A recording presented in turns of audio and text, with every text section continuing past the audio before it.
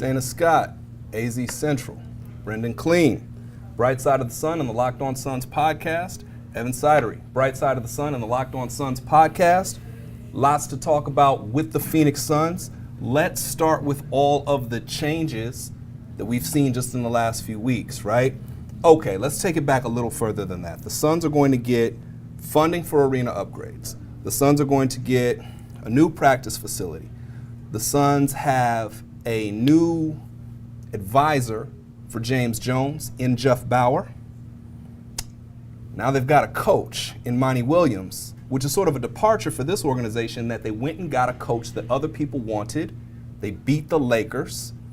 So tell me, what do you think about all of the changes? What does this mean for you? I think for me, I wrote this today on Bright Side of the Sun, it's that I think this is the first time in Robert Sarver's 15 years that he trusts someone 100%, that he has James Jones backing full all the way, because you see what he's doing. You see he's hiring Monty Williams, getting Jet Bower. They were together in New Orleans, by the way, for a year or so, and Jet Bower got fired after that, or he left the New Orleans Hornets. But when you see Monty Williams, you see Jet Bower, you see all the surrounding pieces that you have going in place alongside James Jones. You have him also replacing Aaron Nelson, who's a 15-year, 25-year in the organization as far as the head trainer goes. So he's really building everything around his own vision, his own plan. And I think if you look at James Jones and his pedigree and his overall experience as a player, winning championships in the NBA, he knows what it takes. And I think he's sold Robert Sarver his vision, and whatever it takes to remake it in his vision, James Jones' vision of the Phoenix Suns is what he's going to do. Now, Brendon, there's going to be a lot of Suns fans who are like, man, this guy's crazy. We know what's going to happen around here. It's going to blow up. That's not my read on it. But what would you say to somebody with that level of skepticism? Yeah, I think what I've been saying on our show and just the way I've been consuming, it's been a slow drip of moves, but they've all been building into this kind of upswell. I mean, it feels like a legitimate change. And I think, to me, it seems like James Jones is looking at this history of Robert Sarver, kind of, we can all agree, overdoing it on his role as far as what an owner should do and is obligated to do and what makes an owner successful. And he's looking at it and saying, maybe 8 days before next season, I'll get fired just like Ryan McDonough did. That's always in play here. But I'm going to do my thing. I'm going to do what I think is right. Mm-hmm. I'm going to build this organization out the way that I would if I had all the job security in the world. And if I get fired because this guy, snaps his fingers and decides that, so be it. Right. Now, Dana, this is the biggest coaching hire here in a little while, right? I think you guys can agree that when Earl Watson was hired, there was a lot of folks weren't all that excited about it, right? There was a conversation about whether it should have been Dan Marley. There was a lot going on with that hire. Igor Kokoshkov was like the unknown man. Who is this guy? What is he going to be doing here? But Monty Williams is a different situation. So tell me what you read on that. It tells me that Monty Williams is a familiar face. They need somebody that is a trusted source, a trusted guy who can bring success and has experience compared to first years like Earl Watson. He came in, he was the youngest coach in the NBA at the time at age 36. When Igor came in, he was basically known as a great assistant coach, first time rookie coach. They need a guy who can come in and bring his lessons of the past to the fertile future for this group that's very young and has a lot ahead of them, and there's only an big upside with Booker and Ayton. And Monty can basically, when your article that you wrote last week, it's bigger than basketball. This is a cultural overhaul that they need.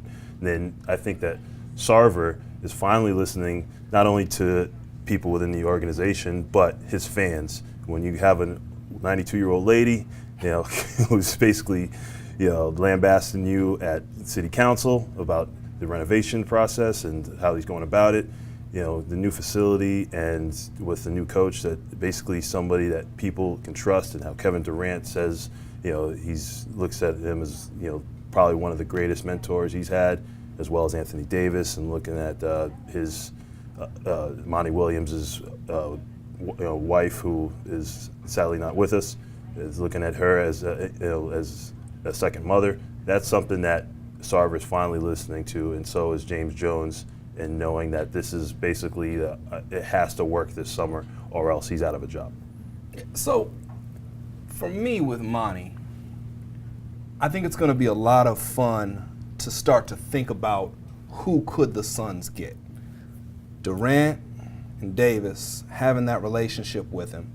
But the Suns' cap situation isn't as free as you might think. Now, they've got flexibility.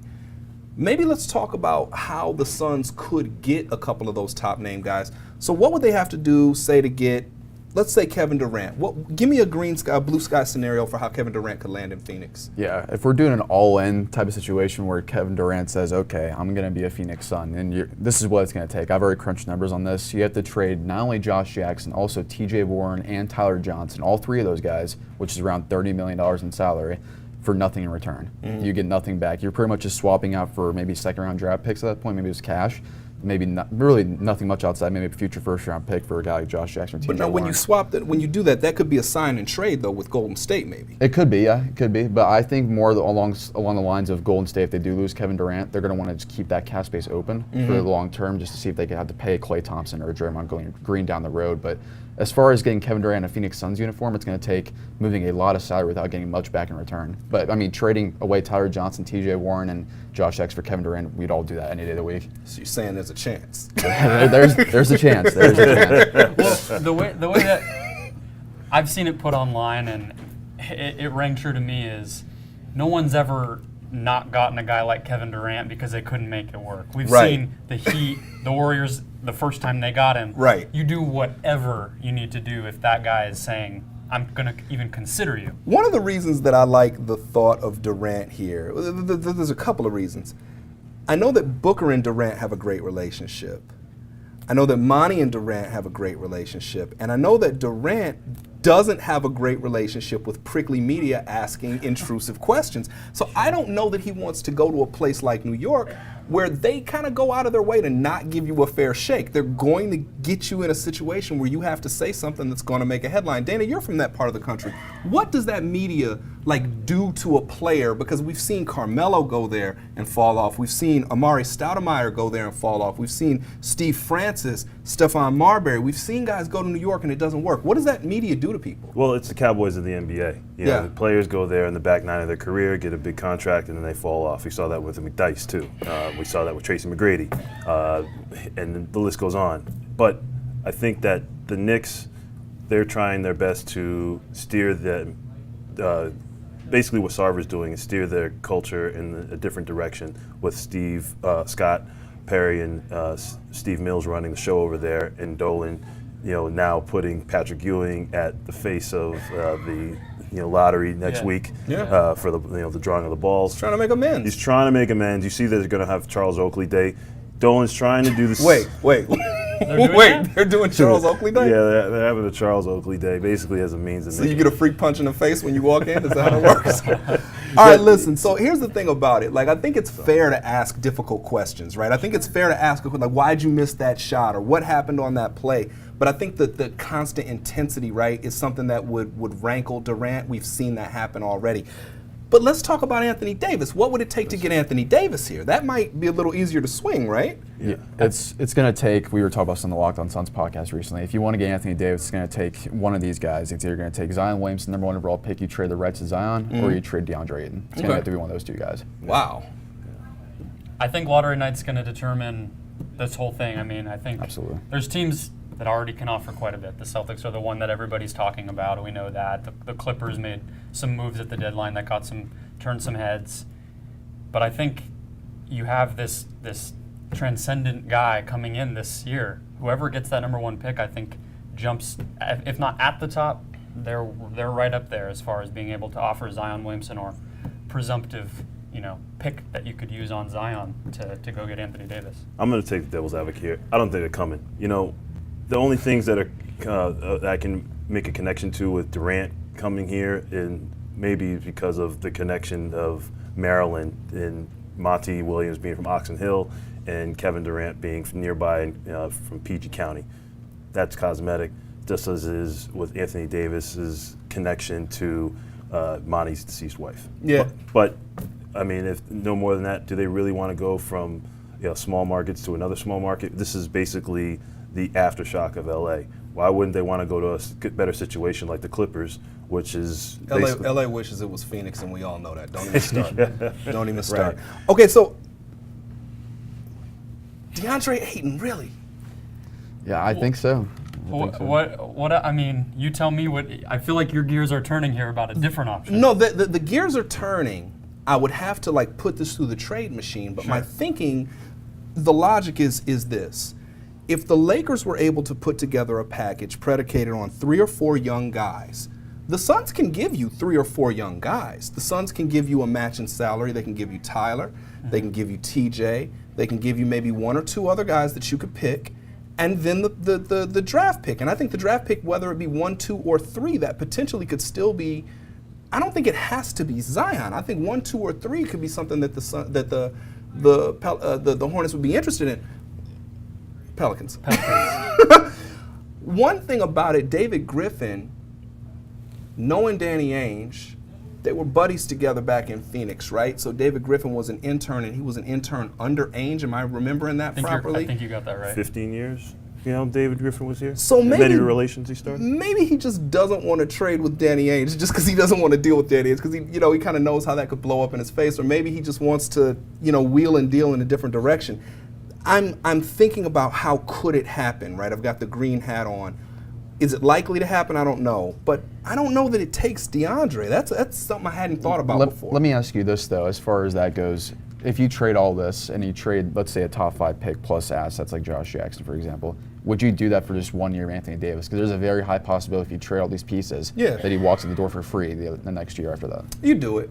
I would do it in as much as you can show this guy that you're running a championship level organization, and that message would then spread out, right? Because Anthony Davis wouldn't have any reason to say that. Devin Booker, of course he's going to say this is a good place to be. He has reason to say that. But if Anthony Davis comes in, even if he leaves, he could tell guys, nah, listen, fellas, I would have stayed totally if it would have worked out. It just didn't work out.